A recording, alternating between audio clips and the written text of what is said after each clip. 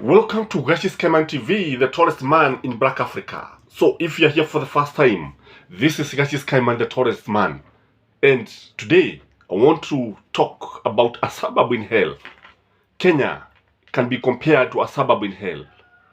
A foreigner visiting the country for the first time would encounter jogoo wakiwika, watoto ambao ukiwaangalia unashindwa ni kwa nini their stomach are protruding.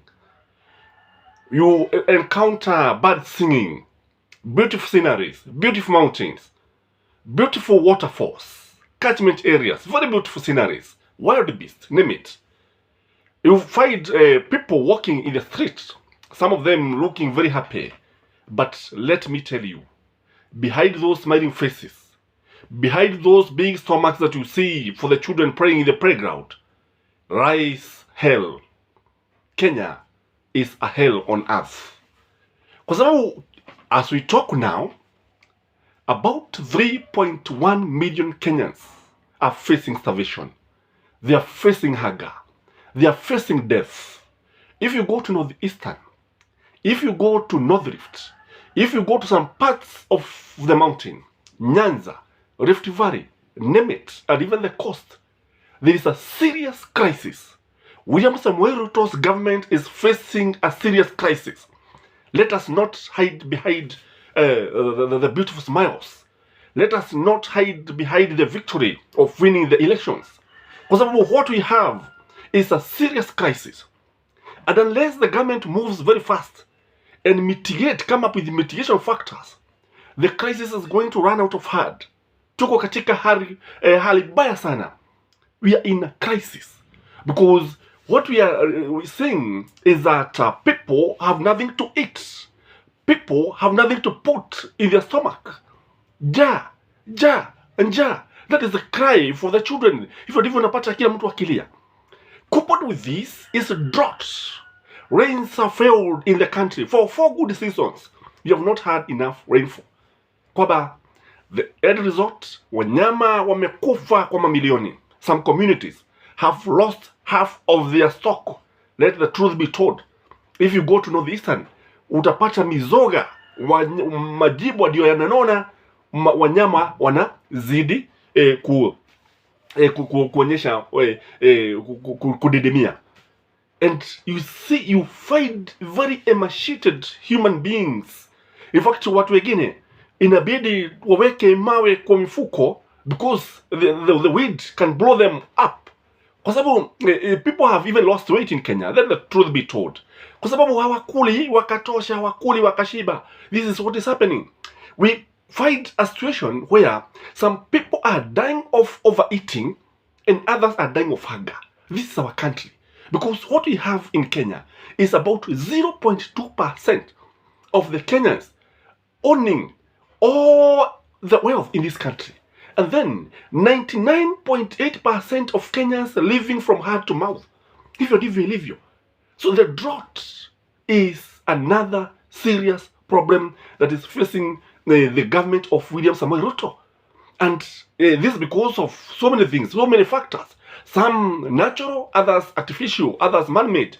So I think William Samuel Ruto need to move very fast, form the cabinet, and hit the ground running. But you see, what we have is a government celebrating when people are actually doing what? They're celebrating the winning, the victory, when people are dying of hunger. The time for campaign is over. Lakini sasa ukiwaangalia wao wanasherekea wakijisifu, is like you are in a campaign mode. No, it need to be done very seriously. Because if you continue like this, I think we are going to lose this country. We are also in a very serious health crisis. Magonjwa yasiyokuwa na majina. If you go to many hospitals, many public hospitals, there are no drugs. If you go to many private hospitals, some people cannot even afford to pay the high bills. You find people suffering from various diseases, cancer, diabetes, kidney failure, stomach cancers, name them, all types of diseases. Lakini utapata kwamba madaktari hamna wa kutosha. You find even some hospitals utapata 3 people in 1 bed. It is so serious. So the country is facing a health crisis.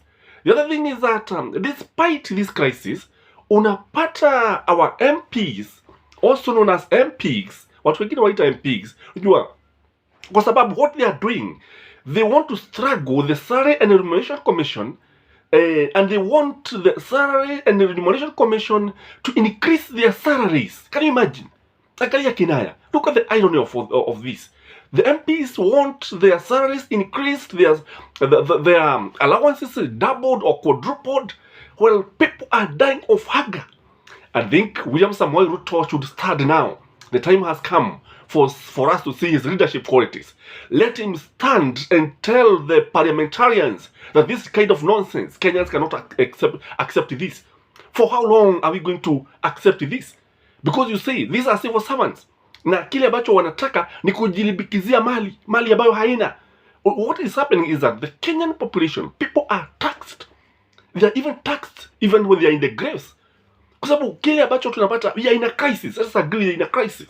Let nobody cheat you. Let us not bask in glory of winning. Let us not say we are in the miasma of defeat and winning. No.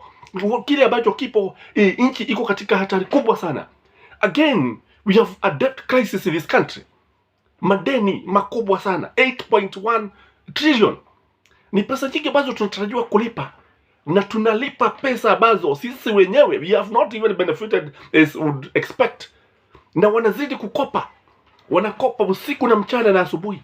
And I think something should be done, because why should we remain slaves of the Western nations?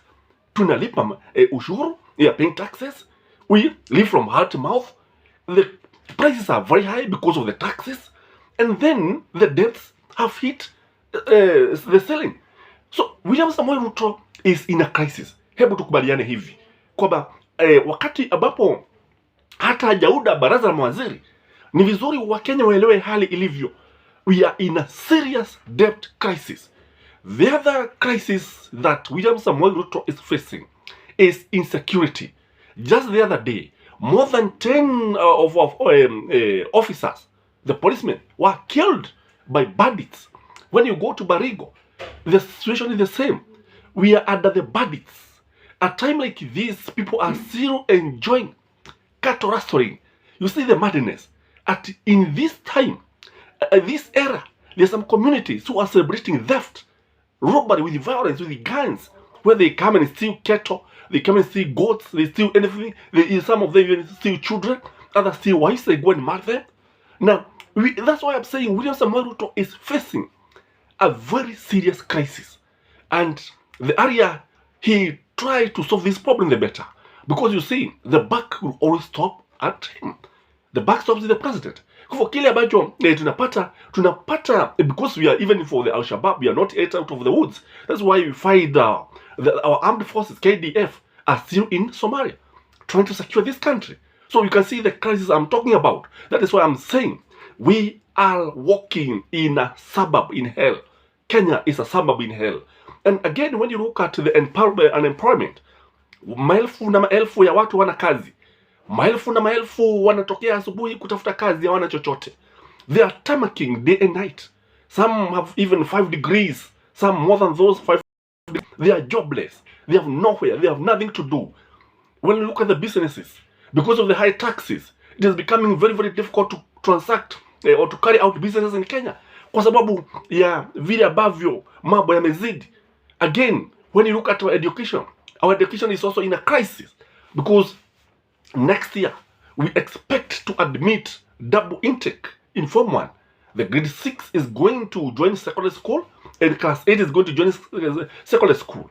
There are not enough teachers in high school. There are not enough trained teachers for CBC. Yet we are saying that we are a country that is organized. We are not organized. We are in a crisis. That's why I'm saying, let nobody cheat you that this country is peaceful. We are not at peace with ourselves. Again, when you look at the old population, the aged population, they have been neglected. You find 95-year-old men and women in this country, nobody cares about them. The stipend for the old, utapata kwamba kuna wengine ambao I know of several people who are over 90 years, they don't receive the pesa za wazee. They don't. And you ask yourself, if a person who is over 95 years is not receiving that money, who is receiving that money on his behalf. You see the kind of inefficiency I'm talking about in this government.